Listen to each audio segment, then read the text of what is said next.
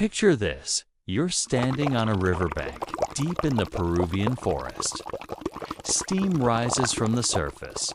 The water roils like it's boiling, yet there's no volcano in sight. Locals call it Mayantuyacu, the boiling river, a real place that has puzzled scientists for decades. In this video, we'll uncover what's heating the water, the surprising clues researchers found beneath the forest floor, and why this mystery matters to everyone on Earth. Stay with me. The explanation is stranger and more fascinating than you'd expect. Hidden in the heart of the Peruvian Amazon forest lies a phenomenon so rare that many scientists once believed it was just a legend, a river that literally boils. Its waters reach temperatures hot enough to cook animals instantly, yet there's no active volcano for hundreds of miles around. This isn't fantasy or folklore. It's a real place called Mayantuyacu, where nature defies logic. In this video, we're diving into the mystery of the boiling river, discovering how it was found. What could possibly cause such extreme heat, and the ancient secrets the locals believe lie within its steaming depths. So, stay tuned, because what scientists uncovered here might change the way you think about the Earth itself. Chapter 1. The Hidden River. Deep within the endless green of the Peruvian Amazon forest, there flows a river unlike any other on Earth. A river so mysterious that for centuries it existed only in whispers. Locals spoke of it with awe, calling it a sacred place where the Earth itself seemed to breathe heat. They said the river boiled like a pot left too long on fire, and anything that dared to fall into it, a leaf, a branch, even an animal, would be cooked alive within moments. For years, explorers and scientists dismissed the story as nothing more than a legend, a myth woven by the native Ashaninka people to explain the forces of nature around them. After all, a boiling river in the middle of the forest? Impossible. There are no volcanoes anywhere near this part of Peru. No hot springs big enough to feed such a massive flow of water. By all known science, it simply couldn't exist. Yet, hidden hundreds of miles away from civilization, past winding rivers, towering trees, and thick forest canopies, this legend waited quietly steaming beneath the open sky. Locals knew it as Mayantuyacu, a place of healing and power. Outsiders had no clue it was real. The sound of the river is haunting, not like rushing water, but like something alive. The air above it shimmers with heat, and the steam is so thick that it feels like stepping into another world. The water's surface rolls and bubbles, and when you stand near it, you can feel the ground radiating warmth beneath your feet. Even the rocks along its edges are hot to the touch. Those who've seen it say the first thing you feel is disbelief. Your mind refuses to accept what your eyes are showing you. A river that seems to boil in the middle of one of the coldest, greenest places on the planet. It feels like the laws of physics are being rewritten before your eyes.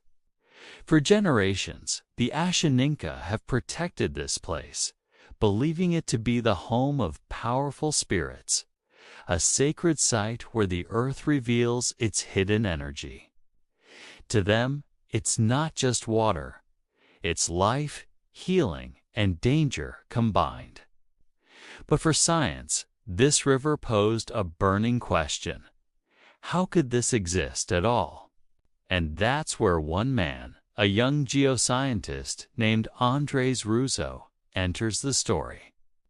He heard about this so-called boiling river as a child, a story told by his grandfather around the dinner table. Most people laughed it off, but years later, he decided to find out for himself whether it was real. What he discovered deep inside the forest would challenge everything he thought he knew about the earth. Because when Andres finally saw the river with his own eyes, the truth was more unbelievable than the legend itself. Chapter 2. The ancient legend long before scientists ever set foot in the Peruvian forest, long before modern maps even named the region. The people who lived there, the Ashaninka, told stories passed down through countless generations. Around their fires, beneath the star-filled skies, they spoke of a sacred river that burned like the sun itself. A place where the spirits of the earth revealed their true power. According to their elders, this river wasn't just hot, it was alive. They said it was born from the breath of the earth's mother, Yacu, the great serpent spirit who protects all waters. The Ashaninka believed that when the world was young, Yacu carved deep veins beneath the forest floor, filling them with her energy. In some places, her breath escaped through the land, heating the rivers and creating sacred sites like Mayantuyacu, the boiling river. But this was no ordinary legend meant for stories alone. It was treated with deep reverence.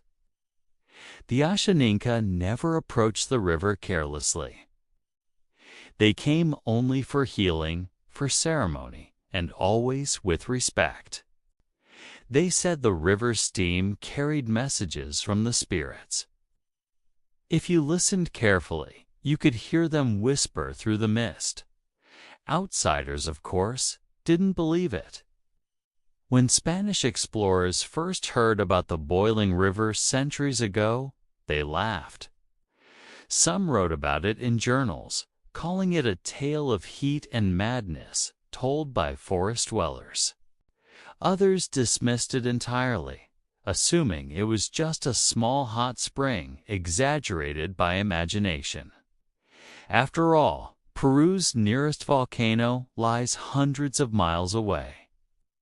The very idea of a boiling river flowing freely through the forest defied every geological explanation. Yet, over the years, the legend refused to die. Locals continued to describe it with exact detail, the way the water bubbled and steamed, how birds that flew too close would drop dead from the heat, how animals that accidentally fell in would come out cooked. Hunters said that when morning mist rose above the trees, you could see a column of steam in the distance, a silent reminder that the earth itself was alive beneath their feet. Generations passed, but the story lived on, a mixture of awe, fear, and faith. Some said the river was cursed, others said it was a divine gift. But one thing was certain, nobody who lived near it doubted its existence. Then, in the early 2000s, the legend reached the ears of a young Peruvian geoscientist named Andres Russo. He first heard the story from his grandfather, who told him that during the Spanish conquest, soldiers had returned with tales of a river that boils deep within the forest. Andres was fascinated, but his teachers told him it couldn't be real. For a river to boil, they said, it must sit on top of an active volcano. That's basic science. Years passed, and Andres grew up, becoming a scientist who studied geothermal energy, the kind that powers geysers and hot springs. Yet the memory of that story haunted him. Something about it felt unfinished. So one day, driven by curiosity and childhood wonder, Andres decided to go looking for the truth. He contacted locals, gathered maps, and followed every lead that pointed toward the region the Ashaninka had guarded for centuries. His search led him deeper and deeper into the Peruvian forest, where the roads ended, and the only way forward was by boat and foot. He faced heat, insects, and days of travel through untouched wilderness. Many of the people he met along the way warned him not to go further. That river, they said, is not a place for outsiders. But Andres pressed on, guided by science, but also by something deeper: the need to see whether a legend could truly come alive. And when he finally reached Mayantuyacu, what he saw left him speechless. The river wasn't a myth, it was real. Steam curled from the water like smoke from fire. The air shimmered with heat, and the sound of bubbling water filled the valley. Everything the Ashaninka had said was true. At that moment, standing on the banks of a river that defied science, Andres realized that sometimes, just sometimes, legends exist because they're real. But even after proving the river existed, one impossible question remained: how could it be boiling without a single volcano anywhere near it? Chapter 3. The discovery when Andres Russo finally set foot near the sacred site of Mayantuyacu. He had no idea that his life and his understanding of Earth's hidden power was about to change forever. For years, he carried the story of the boiling river in the back of his mind like a forgotten song from childhood. Scientists, professors, and even his colleagues told him it was impossible. They laughed and said, if such a river existed, the entire world would already know about it. But as Andres stood before the edge of the steaming water for the first time, all the skepticism, all the logic, all the rules of geology he had learned simply fell silent. Before him stretched a river wide and powerful, rolling through the Amazon forest like a living, breathing thing. The surface churned and bubbled. Steam rose in thick white columns, twisting through the canopy like ghostly smoke. The sound wasn't just that of rushing water. It was a low, steady hiss, like the earth was exhaling heat. The air shimmered. Every breath felt heavy, warm, and damp. Andres crouched down, reached toward the surface, and immediately pulled his hand back.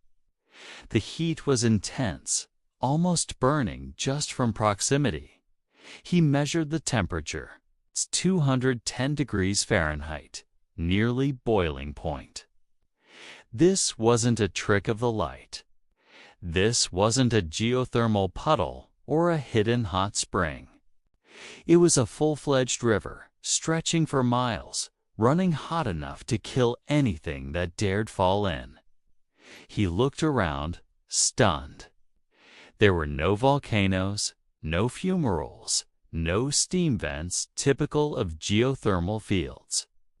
The ground wasn't black with lava rock. It was green and alive, covered in moss and roots. By every scientific rule, this river should not exist. And yet, there it was.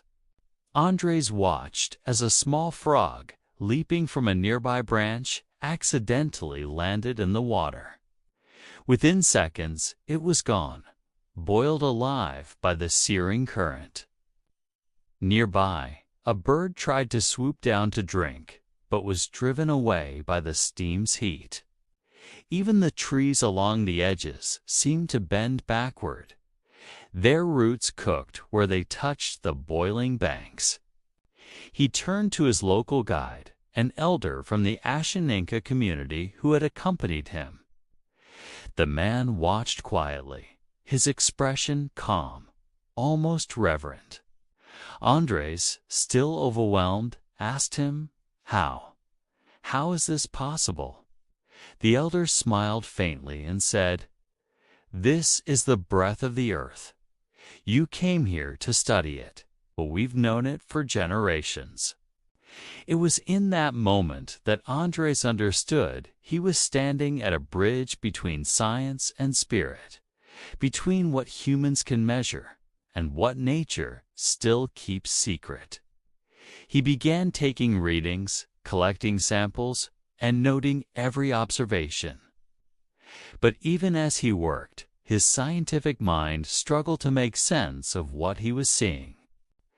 Boiling water needs immense heat that normally comes from volcanic systems. The nearest volcano was over 400 miles away. That kind of distance makes geothermal heating of this scale almost impossible. Could it be underground magma flows? Unlikely. Fault lines carrying superheated water? Perhaps, but none were known to exist in this region. The forest floor was dense, humid, and full of life, not a barren volcanic landscape. Night fell, and Andres camped near the river. The air never cooled. The steam hung like a fog, glowing under the pale moonlight. The river roared continuously, a reminder that this was no illusion. He couldn't sleep. Every time he closed his eyes, he could hear the hissing sound, that steady breath of the earth beneath him. He realized this wasn't just a scientific anomaly. It was a living phenomenon, a river that defied both human logic and human arrogance.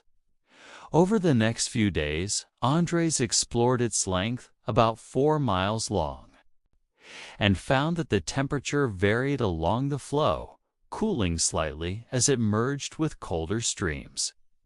But near the source, it was lethal. He noted how the animals avoided it entirely, how plants changed color near its edges, and how even the insects seemed to stay away from its steaming banks.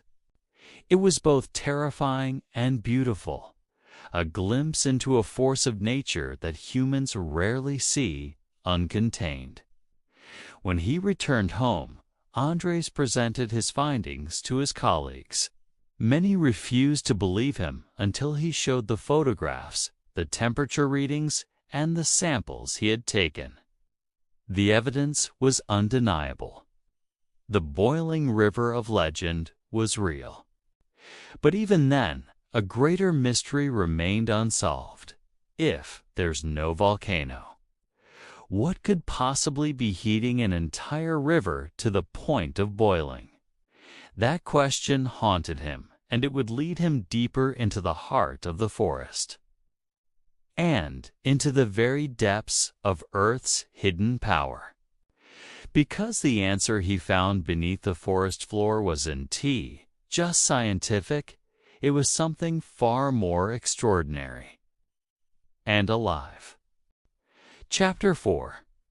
A deadly sight, the morning mist still clung to the forest canopy when Andres Rousseau began his second day at Mayantuyacu. The air was heavy, every breath thick with humidity and the faint metallic scent of minerals rising from the boiling water below. The sun had barely climbed over the horizon, but already the heat radiating from the river made it feel like midday. He could hear it long before he saw it, that unmistakable hiss, that deep pulsing roar of water colliding with unseen energy. It wasn't the sound of a normal river. It was lower, heavier, almost alive, as if the earth itself was whispering through the steam. Andres moved slowly along the riverbank, notebook in hand, his camera clicking every few steps. The river twisted like a serpent through the Amazon forest. Wide and steaming, its surface a chaotic dance of bubbles and ripples. Pockets of boiling water erupted randomly, spitting hot mist into the air. The sound was hypnotic, beautiful, and terrifying all at once. He noticed something strange: the smell. It wasn't foul like sulfur from volcanic vents. Instead, it had a raw mineral scent mixed with a damp aroma of the surrounding forest. This wasn't a volcanic environment. It was alive, green, breathing, thriving, and yet the water was death. As he continued walking, he saw the first sign of it: a small bird floating motionless in an eddy near the shore. Its feathers were clumped together, the color bleached by heat. Andres crouched down, using a stick to lift it gently from the water. The moment he did, steam rose from its tiny body. It had fallen in and within seconds been cooked. He dropped it immediately, the heat too much even through the stick. The scene shocked him, but he had been warned. The Ashaninka elders had told him that the river kills anything that enters it, that it was not to be touched or disrespected. To them, this wasn't just a river. It was sacred, alive, and dangerous. But seeing it firsthand was something else entirely. He watched as leaves and branches drifted downstream, curling and darkening the moment they touched the surface. Even the insects avoided it. Not a single fish moved in those waters. The entire river seemed devoid of life. Then came a sight that haunted him for years: the remains of a young mammal, maybe a sloth or small monkey, caught at the edge of the current. It had likely fallen from the trees above, trying to leap across or drink from the edge. The moment it touched the water, it would have been surrounded by scalding heat, unable to escape, cooked alive within moments. The smell of burnt fur still lingered faintly in the air. Andres froze. He wasn't looking at a peaceful stream anymore. He was staring at a natural furnace, a living manifestation of the earth's raw power. The silence that followed felt sacred, almost oppressive. Even the forest around him seemed to respect the river's boundaries. The trees grew back from the edge, their roots scorched wherever they came too close. He took temperature readings again: 203 degrees Fahrenheit, 206 degrees Fahrenheit. At some points, over 210 degrees Fahrenheit, just shy of full boiling. No living thing should have been able to survive near this kind of heat. And yet, life found a way. At one shallow point, he noticed strange organisms growing on the rocks, heat-resistant bacteria and algae, thriving in temperatures that would kill nearly anything else. Their colors glowed under the steam: greens, oranges, and deep browns, forming a delicate living pattern on the surface of stone. Nature, even here, had adapted. Andres couldn't help but marvel at the balance death and life coexisting side by side, destruction and creation woven together in perfect harmony. It was as if the river was a reminder of how fragile life truly is, and how powerful the planet beneath our feet can be. Later that afternoon, he sat with the Ashaninka elders near their ceremonial site, just a short walk from the boiling river. They told him stories of ancestors who came here to heal, to pray, and to connect with the spirits of the earth. They said the river chooses who can approach it safely, that those with bad intentions fall ill or never return. One of the elders, an old healer with lines of wisdom etched across his face, pointed to the mist above the water and said, That is the breath of the forest. It gives life, and it can take it away. The river does not forgive carelessness. Andres listened in silence. For the first time, he realized that what he was studying was just a geological phenomenon. It was a sacred relationship between the earth and the people who understood it best. That night, he couldn't sleep again. The sound of boiling water echoed in his mind, and each hiss reminded him of how easy life could vanish in the face of nature's force. He wrote in his notebook, "The boiling river isn't just a mystery, it's a mirror. It shows us the true face of the planet we live on. Powerful, it's unpredictable, alive."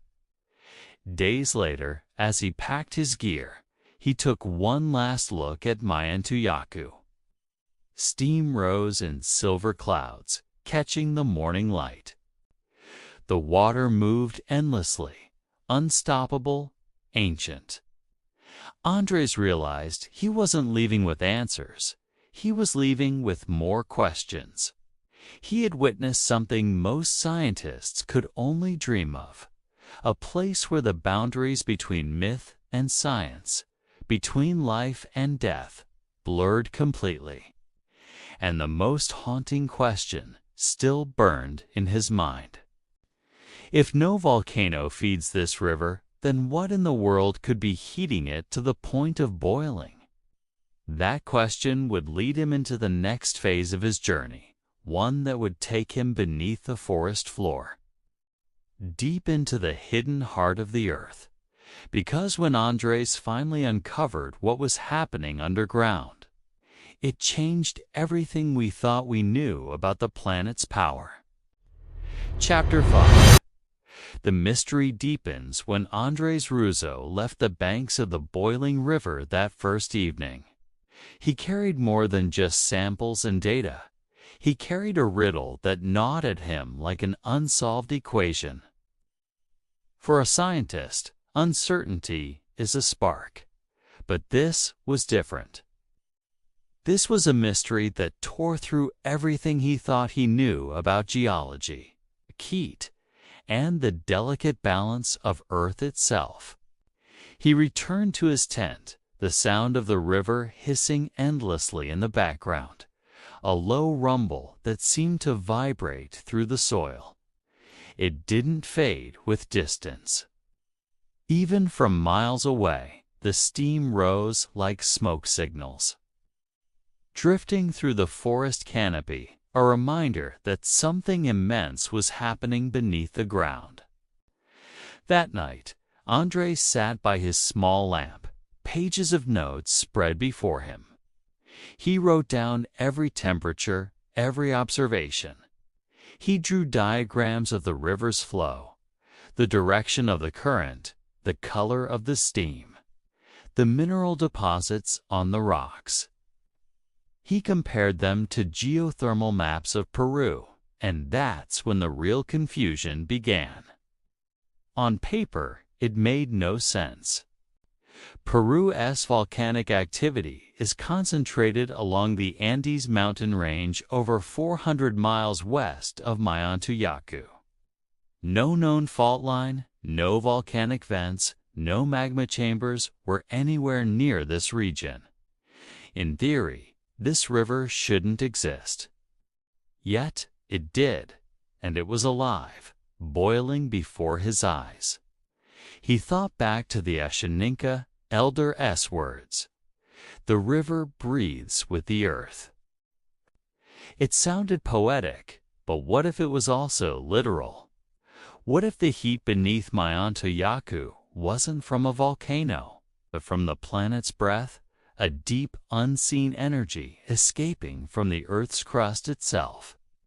Determined to find the truth, Andres extended his expedition. He brought instruments for measuring subsurface temperatures and began mapping the surrounding terrain. He tested smaller streams that flowed into the river. Some were warm, others cool, and slowly began to piece together the puzzle.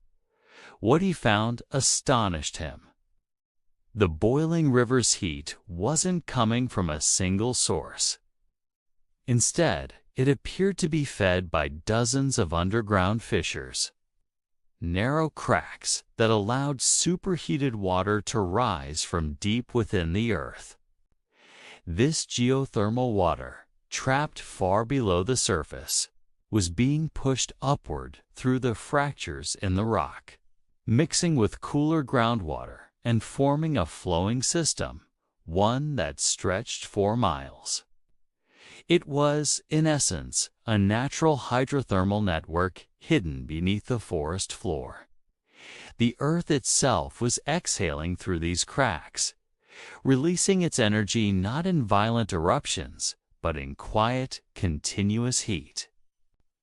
Still, one problem remained: the temperature.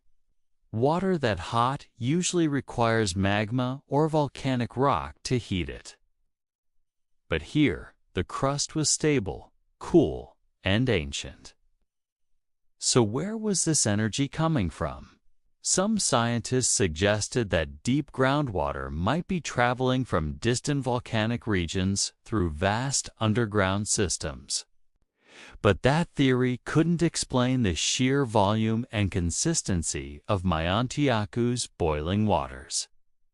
Others believed that decaying minerals deep within the earth could generate heat through chemical reactions, a process similar to natural nuclear decay. But even that would only produce a fraction of the energy seen here. The truth was still hiding deep below, in layers of the planet no one had yet studied. During one of his later expeditions, Andres collected mineral samples from the riverbed. When he analyzed them in the lab, the results were surprising. High concentrations of silica minerals associated with deep geothermal activity, but also traces of organic material that indicated the presence of microbial life, organisms capable of surviving extreme heat. These microbes fascinated him. They were thermophiles, tiny life forms that thrive in boiling temperatures. In ordinary rivers, they would die instantly, but here they not only survived, they flourished. This meant something profound. Life was adapting to an environment that, by all logic, shouldn't sustain it. As Andres studied more, he realized that the boiling river wasn't an isolated mystery. It was a key to understanding how the planet regulates its own heat. It was a window into the deep processes of the Earth's interior, where water and energy constantly move in ways that scientists are only beginning to understand. But the Ashaninka saw it differently. For them, this wasn't about geothermal vents or mineral readings. It was about balance, the sacred relationship between humans and the earth. They believed the river was alive, and that its heat was the earth's warning, a reminder that nature's power could not be controlled or taken for granted. Andres began to see both worlds as one, the scientific and the spiritual. The data told him how the river boiled, but the people who lived there understood why it mattered. He started documenting not just the physical measurements, but the human stories, the healers who used the steam for rituals, the tribes who came to pray for rain or health, the songs that described the river as the earth's heartbeat. He began to realize that the mystery of Mayantuyacu wasn't just about heat. It was about harmony. Still, the scientific puzzle wasn't over. Andres wanted to trace the exact path of the heat underground, to see how deep the cracks went, how wide the geothermal veins stretched, and whether this phenomenon existed elsewhere. He believed that solving this could help identify other hidden geothermal systems across the world, potentially providing new, sustainable energy sources. But to do that, he'd have to go even deeper into the very geology of the forest, into the invisible world below. As he prepared for his next phase of research, he looked out over the boiling water one last time that evening. The steam rose like spirits in the dying light. Each bubble that surfaced and burst seemed to whisper a secret of the planet's inner workings. He realized that the boiling river wasn't defying science, it was expanding it. It was a reminder that no matter how much humanity discovers, nature will always hold mysteries greater than our imagination. But the deeper Andres looked, the more he realized that beneath the forest floor, something even stranger was happening, something that blurred the line between Earth's heat and life itself. Chapter 6. Beneath the forest floor, beneath the calm. Endless green of the Amazon forest lies a world we almost never see, a hidden realm of stone, pressure, and fire. While above the ground, the forest hums with life. The buzz of insects, a call of distant birds, and the soft whisper of wind through the leaves below it. Something ancient and powerful moves in silence. As Andres Russo's research deepened, he realized the real secret of the boiling river wasn't in the water at all, it was underneath. He began studying the geology beneath Mayantuyacu, using ground-penetrating scans and heat flow measurements. What he found stunned even seasoned experts. Beneath the forest floor stretched a vast labyrinth of fault lines, fractures and hydrothermal channels, an underground maze that connected the river to the very breath of the earth. This wasn't ordinary groundwater. Deep below, rainwater had traveled for decades, sinking slowly through porous rock, descending thousands of feet until it reached layers heated by the planet's molten heart. There, the water turned into steam, compressing, expanding, and forcing its way back up through cracks in the crust. When it finally reached the surface, it emerged not as gentle springs, but as boiling torrents of life and death, feeding the Mayantuyacu River.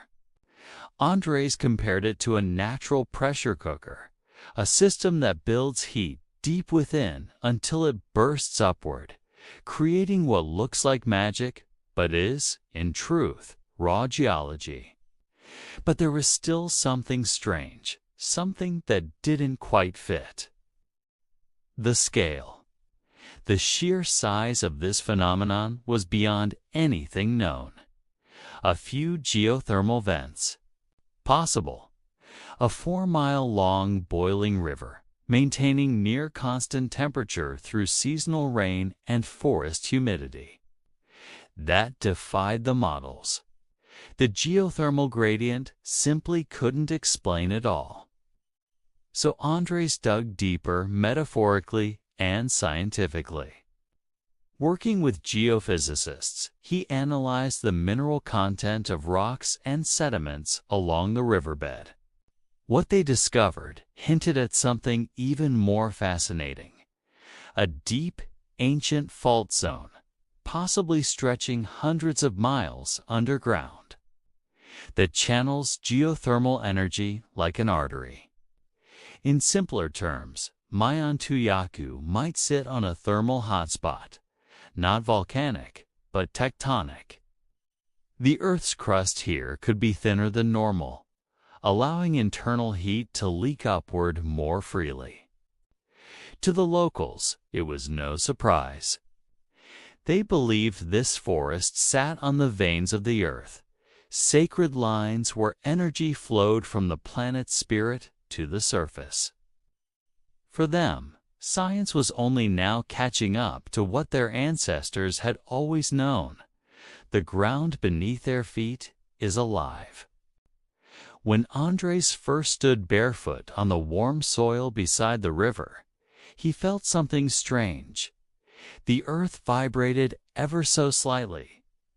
It wasn't an earthquake. It was as if the ground itself was breathing a slow, rhythmic pulse. The sound of boiling water beneath the earth's crust echoed faintly through the rocks, a deep, steady hum that blended with the forest's sounds above. It gave him chills. He described it later as standing on the heartbeat of the planet. He realized that this place was more than a scientific anomaly. It was a living connection between two worlds, the surface bursting with green life and the depths below, burning with the Earth's hidden energy. But with discovery came danger. Every time researchers drilled for samples or placed sensors, the heat threatened to destroy their equipment. One wrong move and the river could erupt in unpredictable ways. The deeper they studied, the clearer it became. This was not a place to conquer or control, only to understand from a respectful distance. Andres wrote in his notes, "We often think we understand the planet we live on. But beneath our feet, there are forces older than humanity, still at work, still shaping our world, and sometimes they remind us how small we truly are." But just when scientists thought they understood what lay beneath the forest floor, they uncovered something else, evidence that this boiling river might be even older and stranger than anyone imagined. Chapter 7. The spiritual belief long before scientists ever stepped foot near Mayantuyacu, before satellites mapped the Amazon. Before explorers traced its endless rivers, the Ashaninka people already knew the boiling river's secret. To them, this place was not just a natural wonder, it was sacred. It was alive. They called it Shanatimpishka, which means boiled with the heat of the sun. That name alone reveals something powerful about how they see their world. In their belief, everything in nature, the rivers, the trees, the rocks, the air itself, is connected by invisible energy. Life is not separate from the land. It is the land, and the boiling river, they say, is one of the purest expressions of that connection, a place where the earth's spirit and the sun's fire meet. To the Ashaninka, Shanatimpishka is more than water. It's a living entity, a guardian, a healer, and a destroyer, all in one. The elders tell stories of how this river was created when a mighty serpent spirit journeyed beneath the forest, carrying the sun's heat within its body. Wherever it slithered, the ground warmed, and when it rose to the surface, the earth itself began to boil. That serpent spirit, they say, still sleeps beneath the forest floor, and its energy rises through the water. Every ripple, every puff of steam is its breath. The Ashaninka shamans, known as curanderos, visit Mayantuyacu not to study it, but to communicate with it. They believe the steam carries messages from the spirit world that it can heal the body and purify the soul if approached with respect. Visitors who come in peace are blessed with clarity, balance, and vision. But those who come with greed or arrogance, the river rejects them, sometimes violently. There are old stories whispered by the fires at night about hunters who disrespected the sacred waters.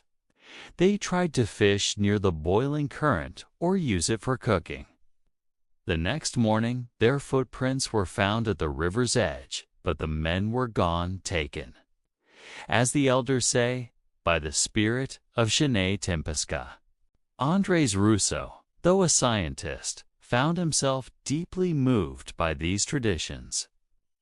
When he first visited with the local elders, they performed a short ritual, burning herbs and singing soft chants to ask permission from the river before he began his study. It wasn't superstition, it was respect. He realized that while science sought answers, the Ashaninka sought understanding. Science measured temperatures and minerals.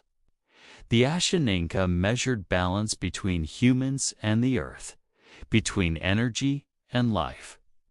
Russo later admitted something profound, standing there with the steam all around me. I realized that both the scientists and the shamans were right, just in different languages.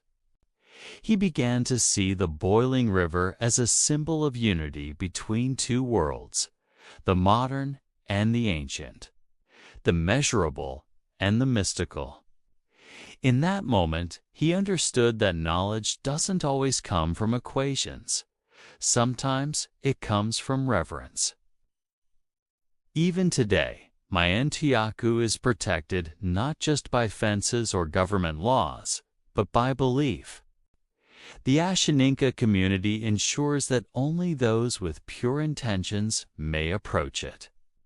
They continue to teach their children that the river's power is sacred and that humanity's role is not to dominate nature, but to live in harmony with it. When night falls and the moonlight touches the steaming waters, the entire place glows in silver mist. Some say that if you stand quietly, you can hear the whisper of Mayantuyacu, a deep, soft rumble beneath the surface, as if the earth itself is breathing. To them, this river is not a mystery to be solved. It is a living reminder that the planet we walk upon is conscious, aware, and still capable of awe. But what if the legends are right and the river truly is alive?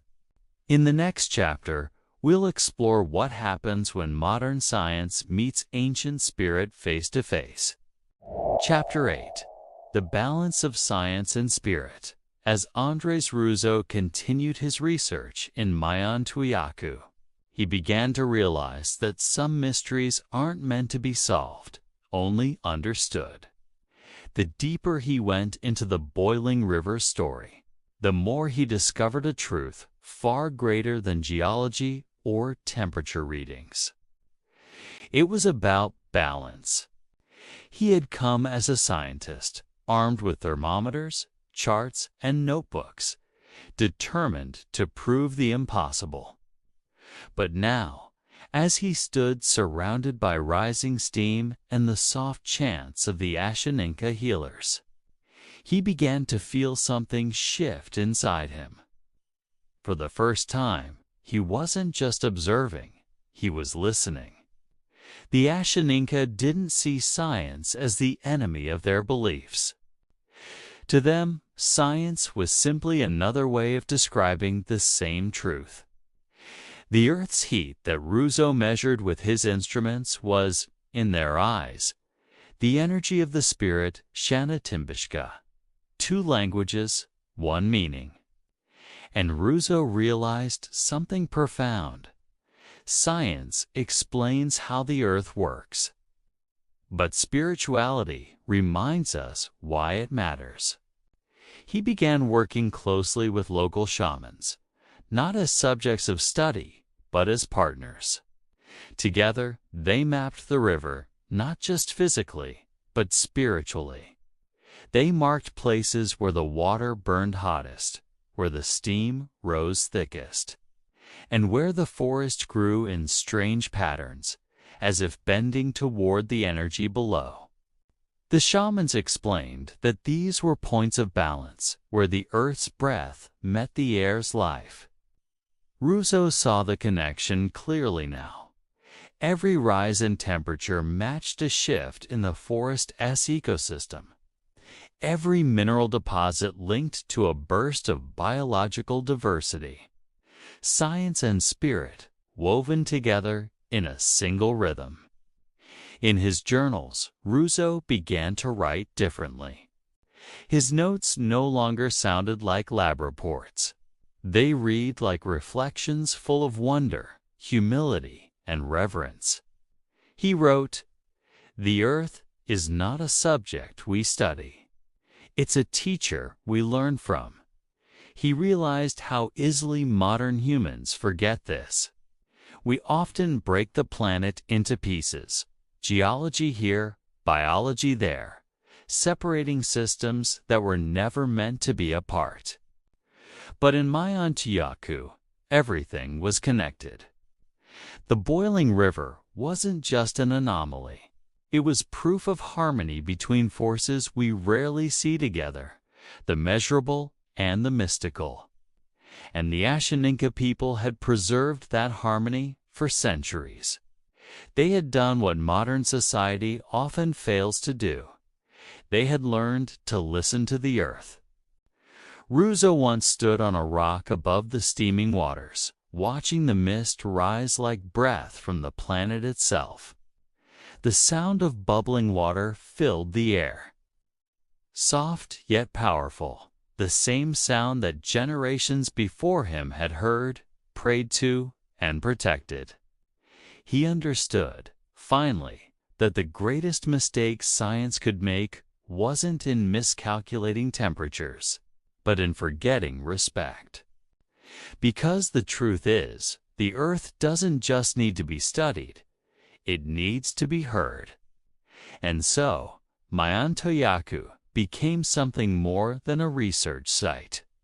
It became a bridge between the modern and the ancient, between human knowledge and natural wisdom.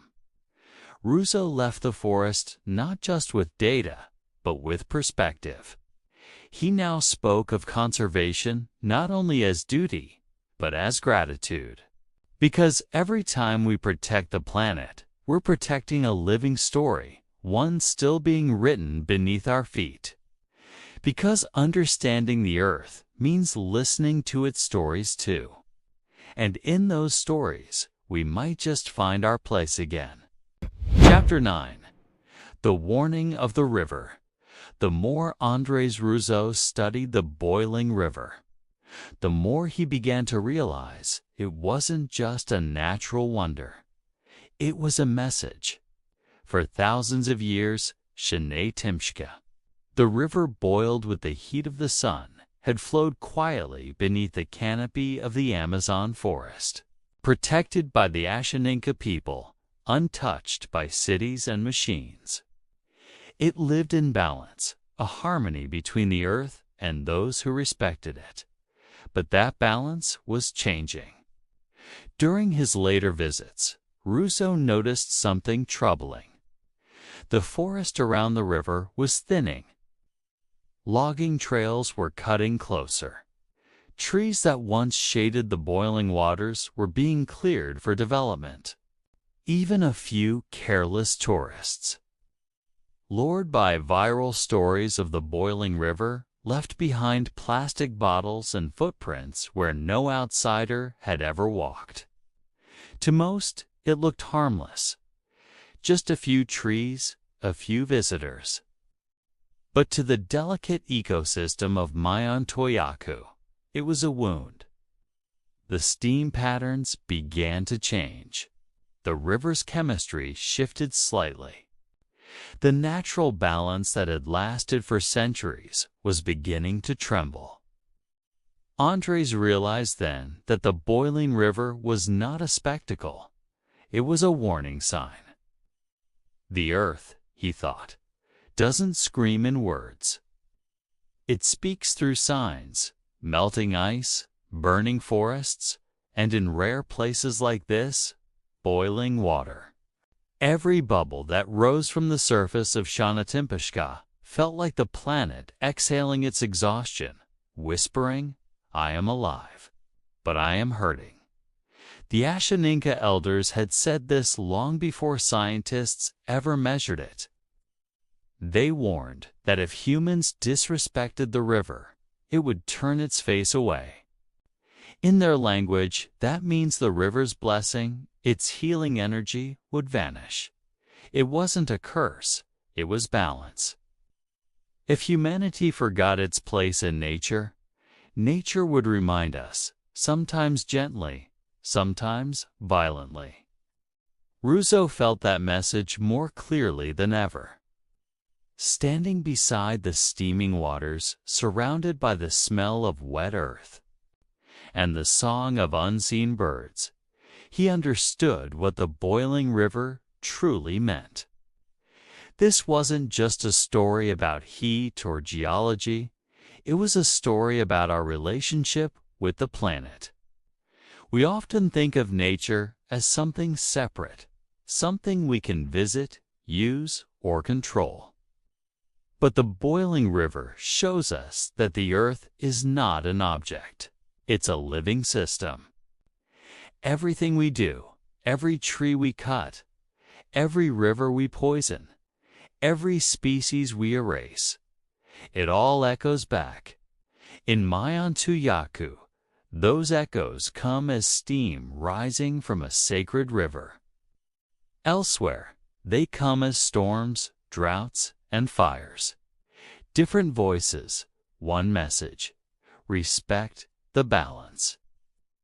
Andres once said in a TED Talk, "The boiling river taught me that science can measure the Earth's heartbeat, but only respect can keep it alive." He returned to Peru many times after that, not just as a scientist, but as a guardian.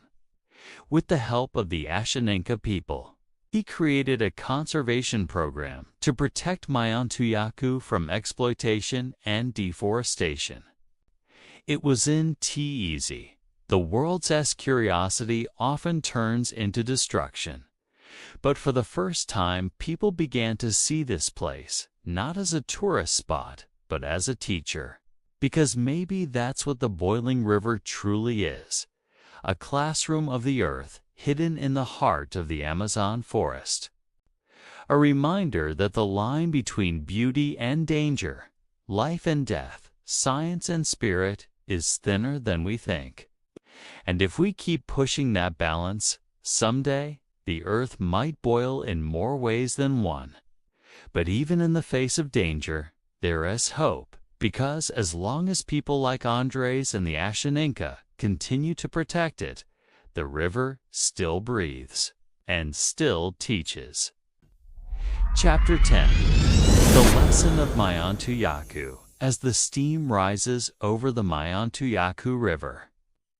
Drifting softly into the forest canopy, it carries with it a story, one that began long before humans could measure time, and one that still continues today.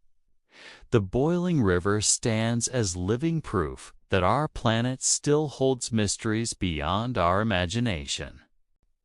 In an age where satellites map every corner of the earth and data defines our understanding of reality, this river reminds us that we still don't know everything.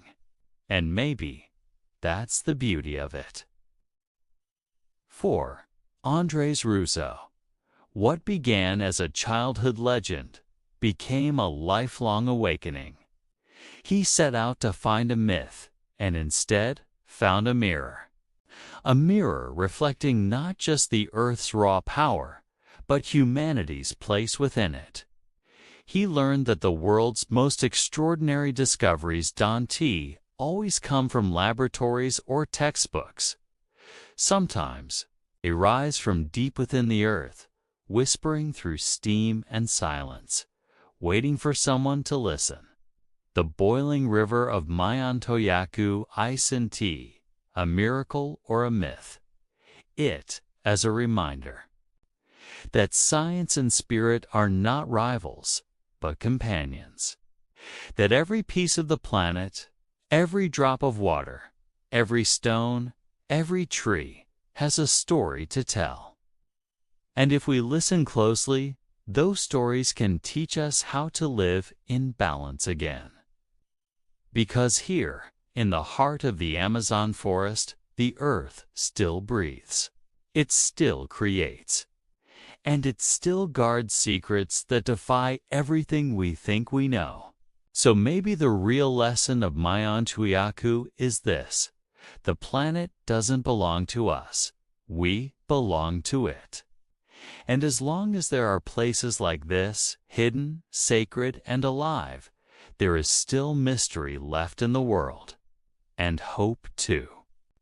If you love uncovering Earth's hidden wonders and the untold stories of our world, make sure to subscribe to Decoding History and Science, where every mystery finds its meaning.